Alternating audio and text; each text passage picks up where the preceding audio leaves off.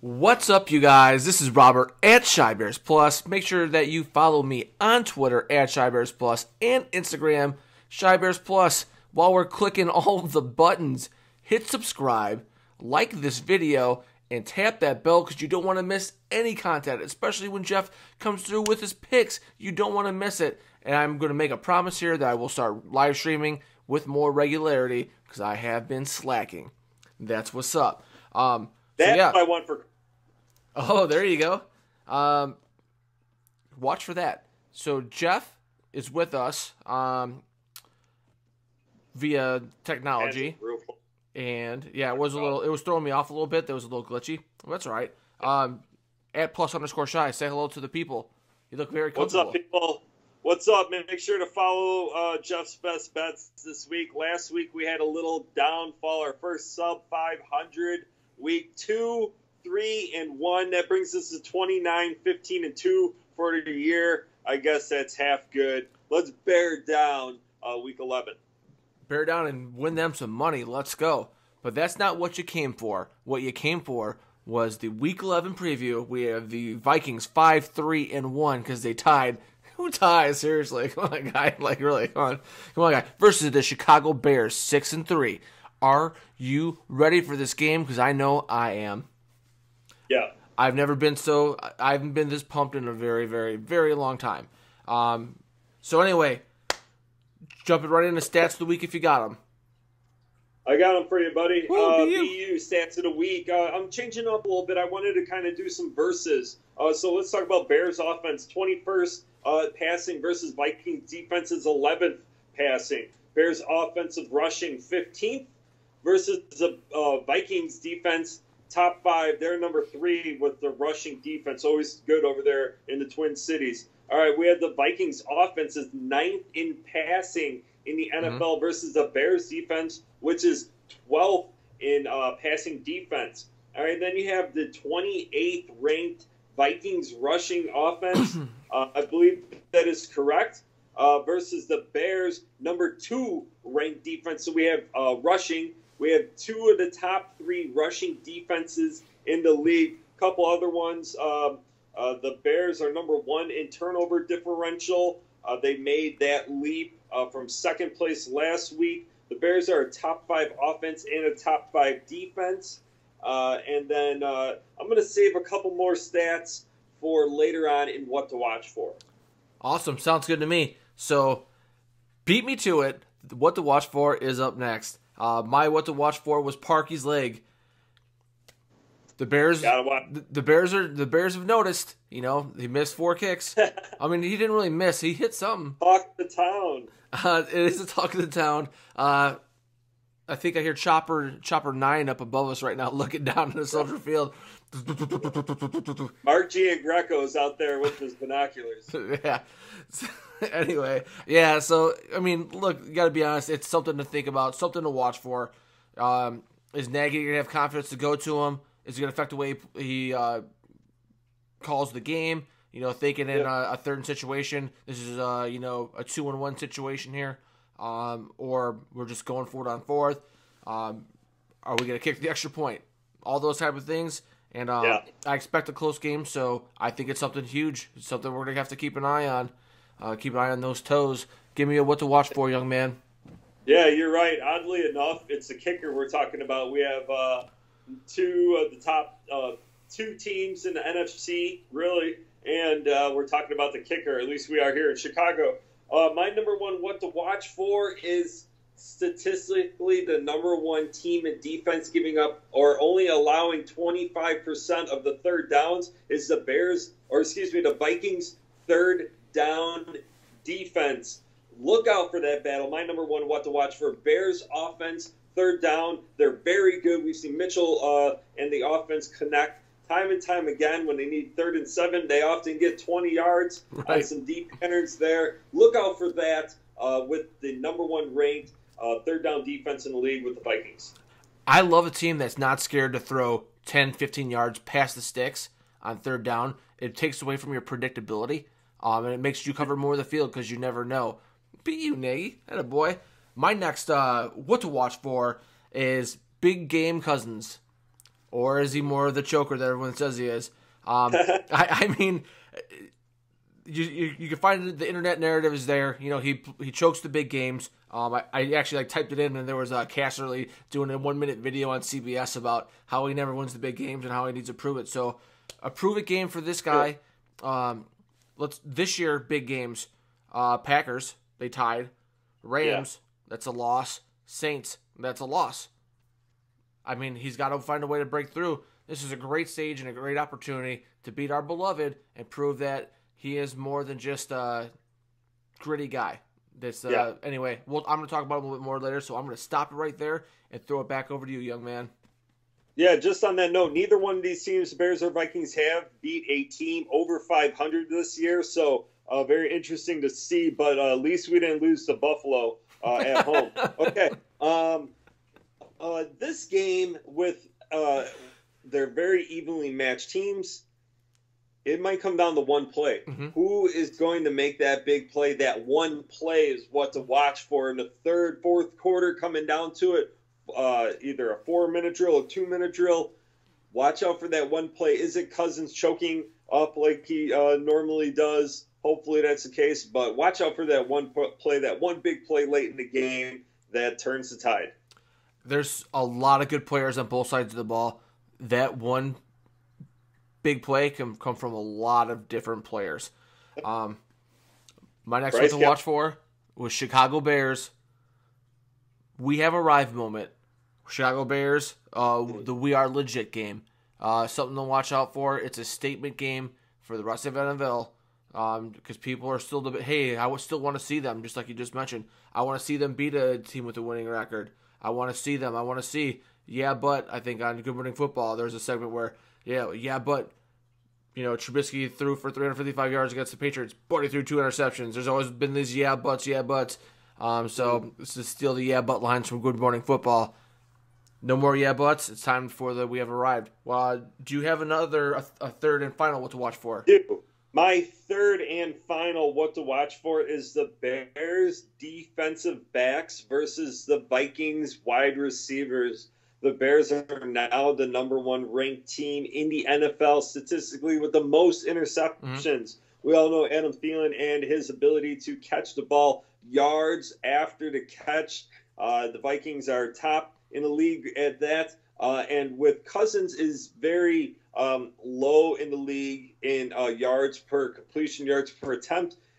Take a look at a lot of short passes. Are the Bears cornerbacks going to be able to stop that short passing either with quick tackling or what we saw against like a team like Buffalo, really tight coverage. But I suspect way more 3- and 4-man fronts with zone coverage. Cool.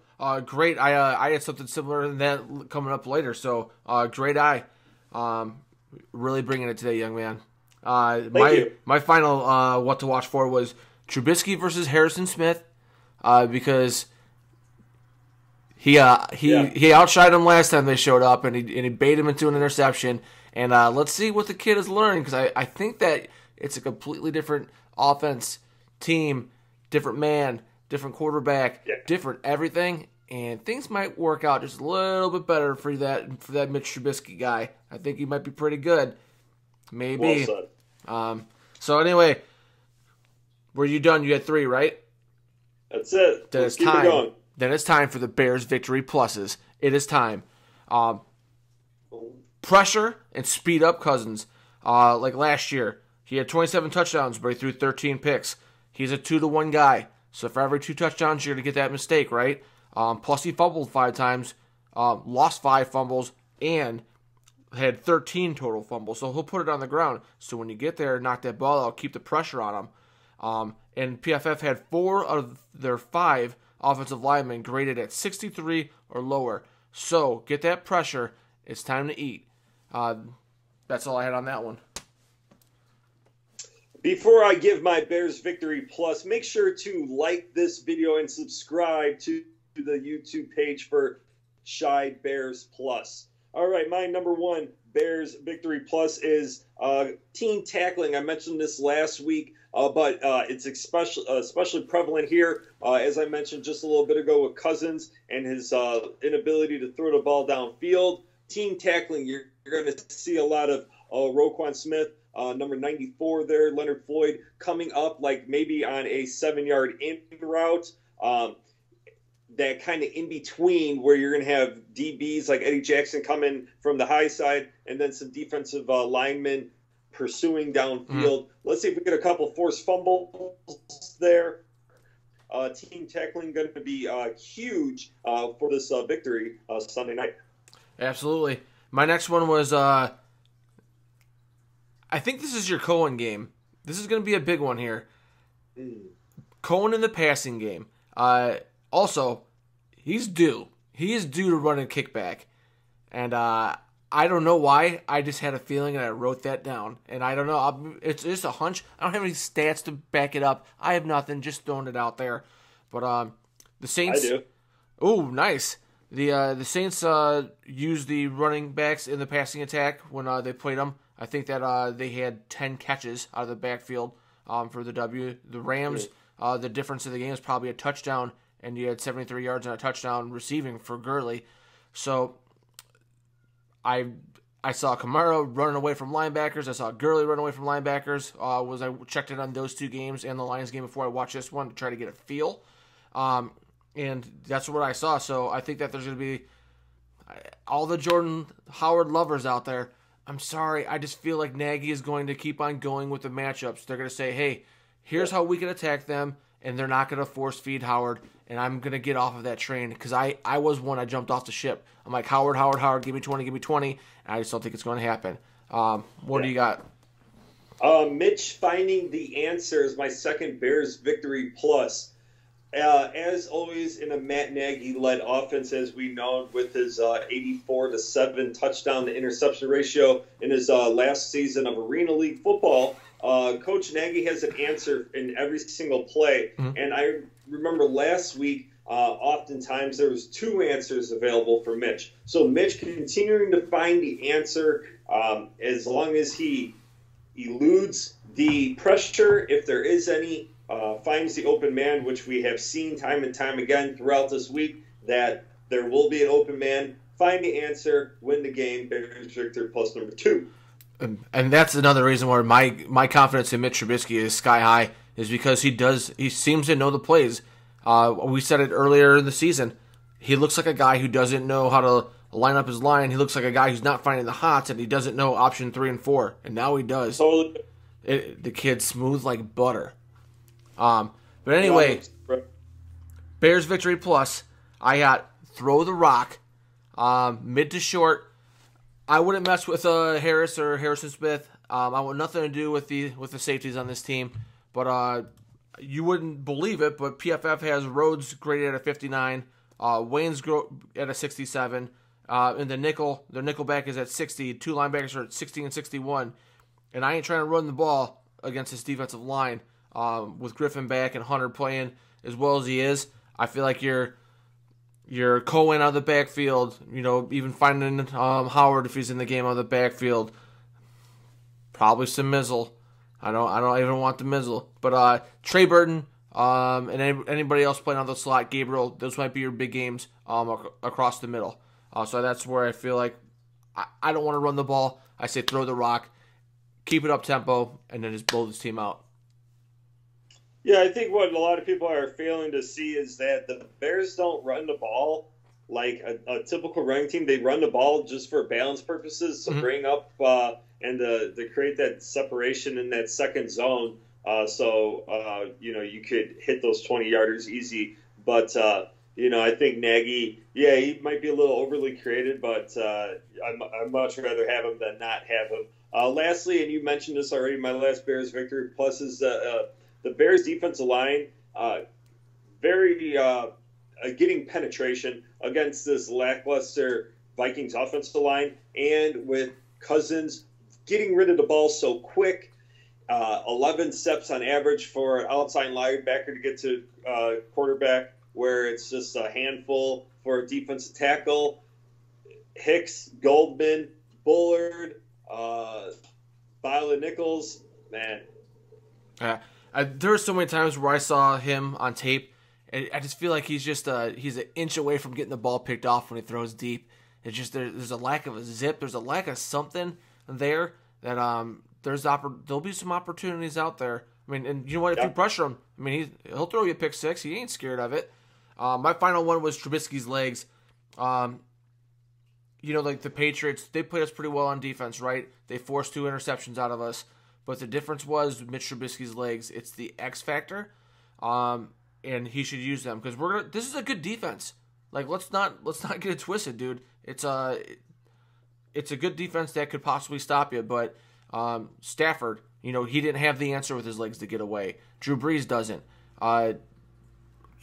So few quarterbacks have all the different things that Trubisky has, and that's the one thing that could get him out of trouble is the legs. So it'll put you in very difficult situations on defense. So I think Trubisky's legs are going to play a big factor on Sunday night.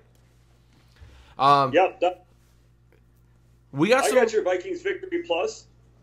You want to go? Yeah, you want some? Give it to me. I got it. I'll lead it off here. All right. Keep it close. For the Vikings, in order to win this game, just keep it close. We've seen the Bears not have the best fourth quarter statistically. At one point in the season, they had the lowest fourth quarter scoring percentage, or maybe a scoring differential. So if the game is close, that's where the Bears have had some chinks in the armor. And then,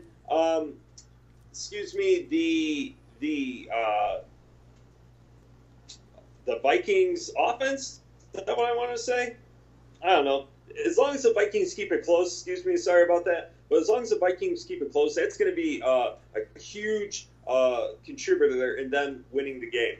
Crispy talking point right there. Great job, +_shy. We've all been there. What did I mean? Dude, I was totally with you on that one. I think that the Vikings should play cover 3 and cover 4, keep the whole game in front of them, the whole game, make the Bears work it all the way down the field, which slows down the game. Well, speeds up the clock, rather, but slows down the number of possessions.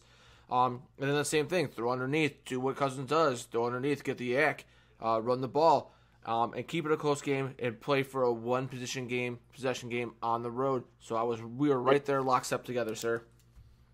Yep. Fire off another one, because that was one of mine. Yeah, sure. Run the ball effectively and control that clock, just like what you were talking about. Don't give Mitchell and this high-powered offense a chance to put another 30, 40 points on you. As long as you are controlling the clock, you're not giving the Bears makers a chance to do anything, and then you're just anytime a team controls the clock, you're going to win a football game. Yes, you have the chances. Yes, it increases your chances for sure. Vikings victory plus, nickel and dime the Bears to death. Thielen and Diggs, they're so good, especially in zone coverage. They find the holes, they get the ball, they catch the ball, they find a way to get inside between the zones, and then run with it when they get it. Find them 30 targets between the two of them. I'm not trying to run against this Bears team. I think that'd be dumb, especially with that O-line. Yeah. And then and find some targets for Cooks, and just like the kind of playing off of that last one yet again. But I would nickel and dime them to death. That's one of my Vikings victory plus. Yeah, my last Vikings victory plus is for Cousins not to F it up. Cousins, as you said, and a lot of main talking points have been Cousins' inability to win the game or his ability to throw a likely turnover at an inopportune time. So as long as Cousins is not the 24-year-old quarterback in this situation, the Vikings will have a better chance of winning than losing. Wow. Get out of my head. Get out of my head at +_shy, Jeff. Yeah, I had, do not put the game in Cousins' hand. I admire Cousins a lot. I think he's a gritty player. I think he's like a Red Dead Revolver type. He's got that true grit out there on the Wild Wild West. He'll sling it around a little bit, but I think he's a talent overachiever. He kind of outplays what he actually has, and that's super admirable. I feel like I've done that my entire life, to be honest. So it is admirable, but do not put him in a situation where he has to win you the game. And keep it a one possession game, and just do your thing, chill, and see if you can't steal one from the Bears on the road. And my final one was get pressure with 3. You have 3 dogs on that defensive line. Find a way to spy with 1. Do not let Trubisky beat you with his legs. If you can get pressure with 3, you can control this Bears offense. Those are my Bears victory pluses. It is time for what everyone is waiting for, what everyone came to see. It's time for predictions. Who's starting off? Owl. All right. So anyway, Bears. I think our Bears O-line is going to be just too much. I think that we're gonna have enough time to beat this Vikings team. I think Cousins might choke. Trubisky is going to take the next step. His legs are the X factor. And I like the Bears D a smidgen more than I like the Vikings D. And Fangio has had a chance to deal with a lot of this RPO and creativity in practice. Because they do a lot of the same stuff. So it's not like you're going to trick Fangio. The guy's been around and seen it all. And all the new stuff, he's learning from Nagy anyway. So I think that gives the Bears the edge. Whiteboard time. I got Bears 31, Vikings 21. The last 2 days thinking about this game, I thought it was going to be super close. But I believe that we're going to make our field goal. And I think that we have 4 touchdowns on this team. I really do. And I don't think that we're going to try to run the ball. I don't think we're going to go slow. I think we're going fast. And you know what? You want to win the division? Stop us. I think that's what Nagy's going to say. We're going to have fun and be us. Shake and bake, Ricky Bobby. Shake and bake. You are correct. Get out of my head. Whoa! Get out of my car. Get out of my dreams and into my car. Cody Parkey, he's practicing right now at the lakefront. He's going to win it with the last-minute field goal. Bears 27, the Purple People Eaters 24.